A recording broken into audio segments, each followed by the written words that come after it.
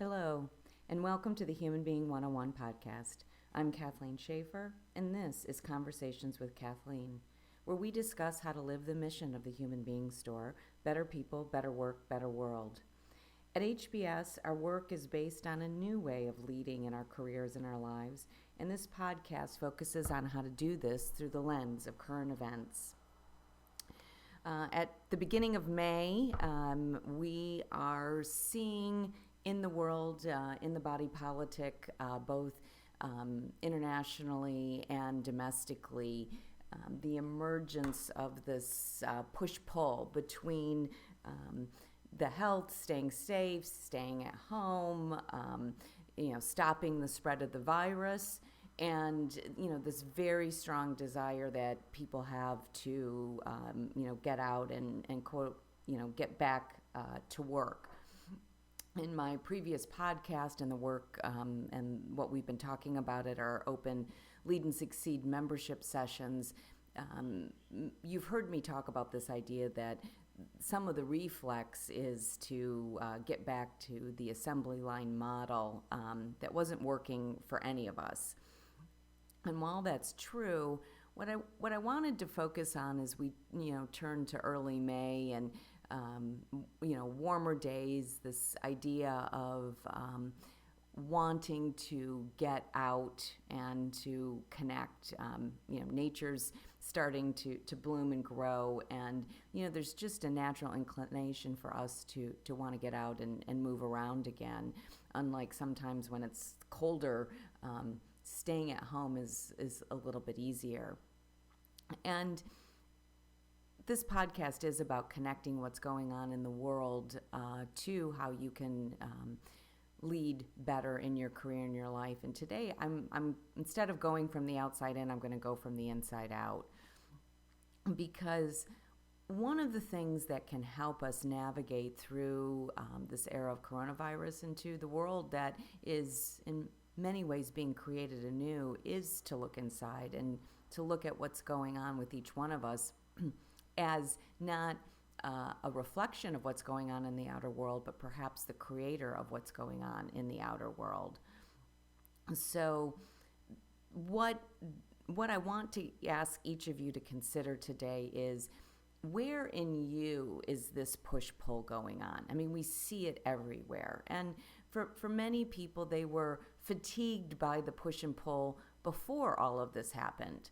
The pushing and the pulling with the Republicans and the Democrats, the pushing and the pulling between environmentalists and energy companies, between people who felt that there ought to be higher minimum wages and lower minimum wages. I mean, wherever we looked, there was push-pull. So today, as we come back to this idea that we're all leaders, that we are the ones who are leading our lives, who are creating our lives, I'm going to ask you to consider that what's going on in the world is a reflection of what's going on with us. And that this dynamic of push-pull is existing in all of us. And I see this so clearly every day as, for myself and, for what's going on, in all of the conversations that I'm having with clients and members around what's happening in their lives. So it's Sunday, and I'm going to ask you to consider, what would it look like if even just for today you let go of the struggle? Just saying that, I know, oftentimes gets people into a moment of where there's a pause and then there wants to be a reaction. Well, I don't struggle. What's wrong with that? Isn't this what I'm supposed to do? Isn't this how it is? Whatever the reaction is, just the idea of how much you're struggling. And people are coming in and saying, I'm struggling with this, I'm struggling with that. It's everywhere. So all of this struggle that we see out in our world is actually taking place with us. And just for today, the invitation is, could you let go of that? Could you let go of the struggle? Okay, Kathleen, that sounds like a reasonable idea. What does that look like? What does that mean? Well, the place where I see the struggles show up the most in individuals and The weekends in particular are a good time to see this because we're all pretty aware of the shoulds, which is where I'm headed, that we have to during our work week. What would happen if we started to become aware of how much of our actions and activities are driven by shoulds as opposed to choice? And that's really where the struggle comes in. The struggle comes in when we say to ourselves, I should be, fill in the blank. I should be out exercising. I should be cleaning my house. I should be getting to my emails. And then comes the word that tells us that we don't really like or believe what came before, which is, but I don't want to. I mean, that's really the definition of struggle. I think I should be doing one thing and I want to be doing another.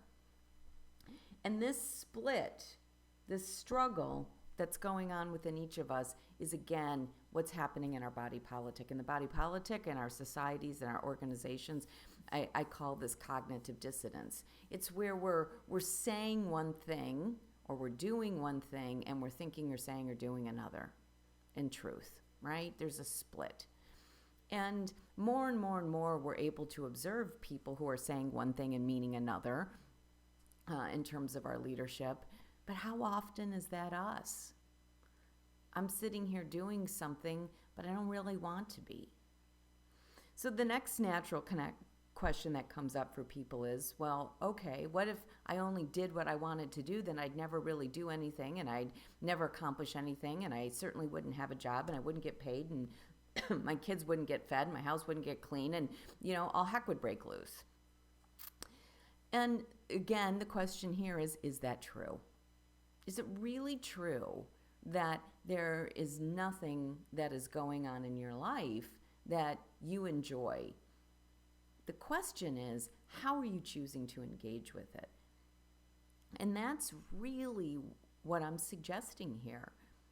There are always going to be things that we have to do to take care of ourselves. We have to cook meals and do the dishes, and we all have vocations and things that we love and enjoy or that we have to do because of our work. The question is, how are you choosing to engage with it?